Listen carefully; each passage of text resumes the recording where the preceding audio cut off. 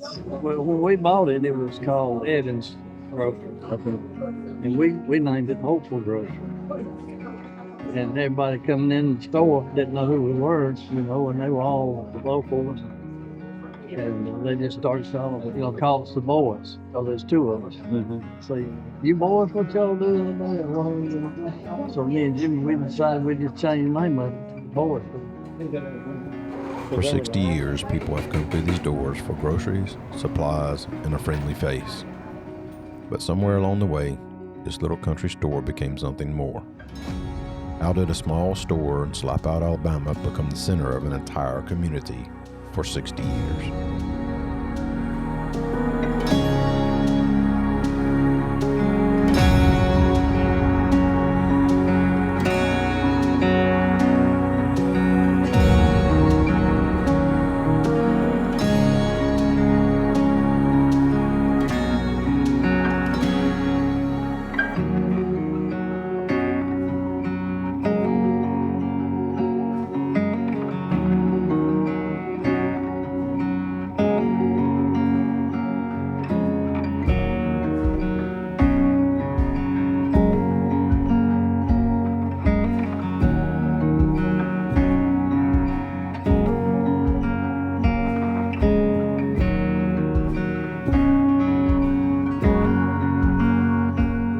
The story of the boy store isn't really about a building. It's about the people who have walked through these doors for generations.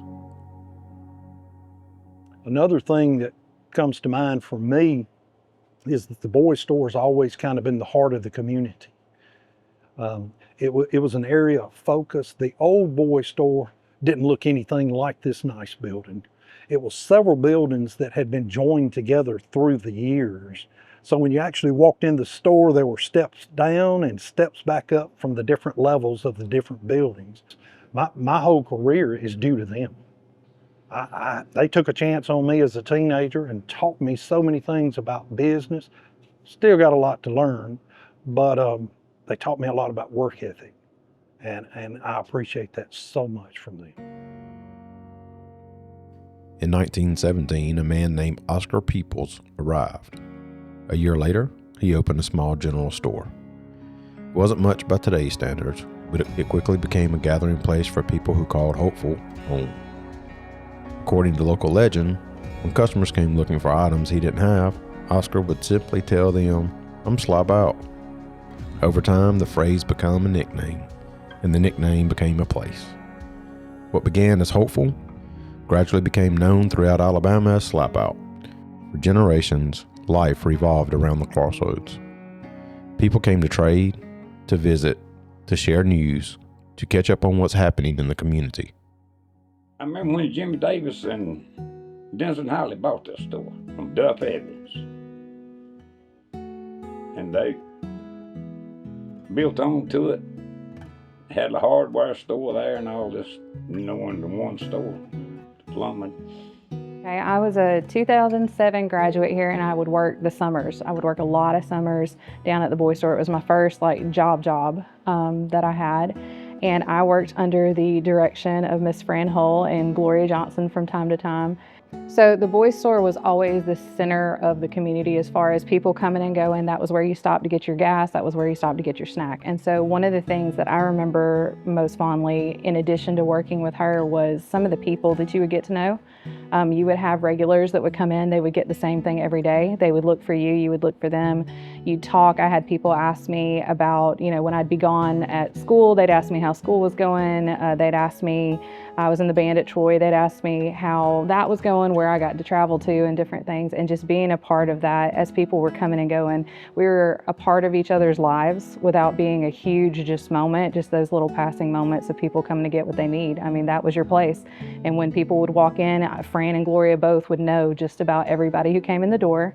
They would hug them, they'd ask them how they were doing. Fran would get on to a few people when they came in. If there's some of the boys had been up to something and she heard about it, she absolutely would catch them coming in the door, and she would give them what for and tell them they better not do it again. She was mom to everybody. Gloria was the same way. She'd peep over the top of the manager's box and see who was coming in, say hey, catch up with everybody, and just they both kind of shepherded over the store, but at the same time, they kind of shepherded over the whole community, just checking on people as they came in and out.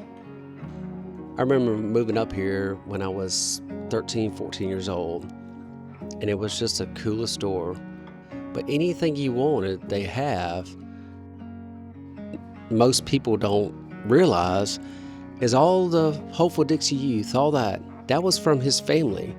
And they've contributed for years for youth sports and helping the community. That family has been so instrumental on helping the Hopeful Slapout. I don't think they get enough credit for that.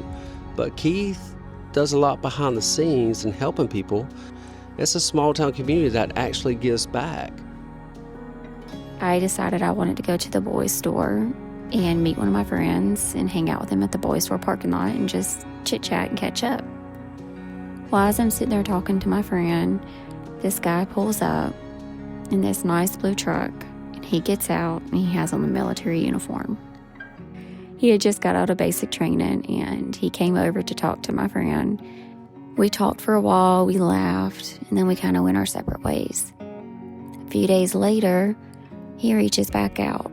So we ended up going out on a date and have been together ever since. It's been 19 years. We have 2 daughters, and it all started that night at the boys' store parking lot. The boys' store is like a local, really family-oriented. It's a great store. Everybody in the community comes in here. I didn't know anybody when I first came in here. Now it's like I know everybody. They come in, they shop. It's just they visit in the morning times. They get their coffee, and hearing the people talk about it and talk about the boys' store and how long they've been here. Everybody knows everybody, and they come in here and they shop and greet each other. I mean, it's like a little gathering place, There's nothing in the world that would make me leave this store. It is just the community comes together, it's just it's a wonderful place, great atmosphere. You come in, we all speak to each other, we all know each other, and it's just a great place to work and manage. When my husband and I moved to the Slapout community, we didn't know anyone. I moved from Florida. My husband, we had just married, and he moved from Glenwood, Alabama. And we decided on that we had to have a place at the lake, so we found our house. And then I was trying to decide, what am I going to do? There wasn't a lot of working opportunities for me, and so I thought, well, I'll check out the little store in town, and maybe we could meet some people that way. So ended up that I got the job at the boys' store. I really had no idea how many people I would meet, because the boys' store was the center of everything. All of the older gentlemen would come down every morning at 6 o'clock in the morning, ready for their coffee, and we'd have to have coffee made and make sure that it stayed hot and the coffee pot stayed full, because they were going to stay several hours. And everyone would just chit-chat and fellowship and have a great time. Keith would have us every year do a drive for the one year, I think it was the lights for the baseball field. One year it was for some uniforms. I think every year it was for something different that happened with the school. The store is just very community-based, and whatever was needed, Keith usually had us working on something to help the community. We ended up with some lifelong friends from the boys' store and meeting these folks in the community. And I was very appreciative that they actually accepted us and brought us into their family, because that's exactly what it was. It was a family. It's the heartbeat of Slapout as far as I'm concerned. Stores come and go. Businesses change. But every now and then a place becomes something bigger than itself.